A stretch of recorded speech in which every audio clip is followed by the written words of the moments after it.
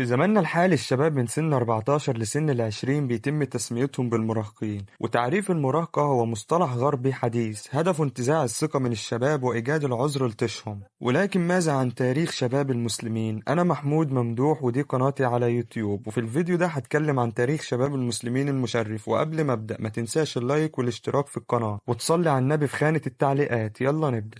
عبد الرحمن الناصر كان صاحب العصر الذهبي في حكم الأندلس، وقضى على كل الاضطرابات في الوقت ده، وعمل نهضة علمية جبارة عشان تبقى الأندلس أقوى دولة في عصرها، لدرجة إن الأوروبيين كانوا بيقلدوا الأندلس في المصطلحات، وكان حلم حياتهم يشوفوها بعينهم. كل ده وهو عنده 21 سنة بس. لو سألنا عيل صغير مين فتح القسطنطينية هيرد تلقائي ويقول محمد الفاتح، ولو قلت له تخيل لي شكله أكيد هيقول مفتول العضلات غليظ الصوت وحش جبار بعمر الأربعين. ولكن الحقيقة محمد الفاتح فتح القسطنطينية اللي فشل العالم كله في دخولها وهو بعمر 22 سنة بس. أسامة بن زيد قاد جيش المسلمين بأمر رسول الله صلى الله عليه وسلم عشان يواجه بيهم أقوى جيوش الأرض، وكان على رأس الجيش كبار الصحابة رضي الله عنهم زي أبو بكر وعمر بن الخطاب. ومش هتصدق لو قلتلك إن عمر أسامة كان 17 سنة بس في الوقت ده. أنت متخيل؟ محمد ابن القاسم فتح ابن القاسم بلاد الهند والسند، وكان من كبار القادة العسكريين في عصره، وكل ده وهو في سن ال17 بس.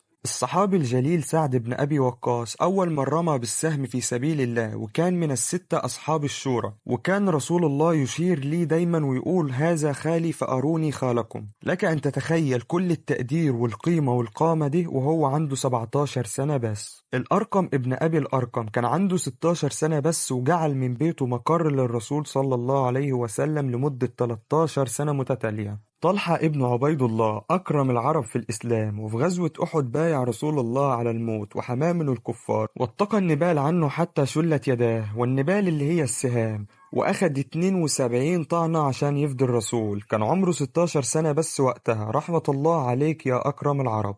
الزبير بن العوام هو أول من سل سيفه في الإسلام، وكان حواري الرسول صلى الله عليه وسلم، ومعنى الحواري هو الصديق والمؤيد والنصير المخلص، وكان عمره 15 سنة بس. معاذ بن عمرو ومعوذ بن غفراء الأبطال دول هم اللي قتلوا قائد المشركين أبو جهل في غزوة أحد، وكان عمر معاذ 13 وعمر معوذ 14. انت متخيل؟ انت مدرك بجد؟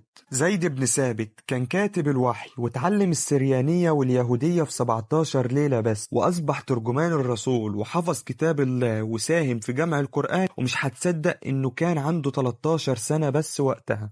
هم دول الأساطير، رجال تربوا على الإسلام، دول اللي لازم نقتدي بيهم بدل السلع الرخيصة اللي موجودة اليومين دول. وبس كده، ده كان كل حاجة في فيديو النهاردة. أتمنى يكون الفيديو عجبك، ولو فعلا عجبك اعمل لايك واشترك في القناة واكتب تعليق جميل في خانة التعليقات. أنا محمود ممدوح ودي قناتي على يوتيوب.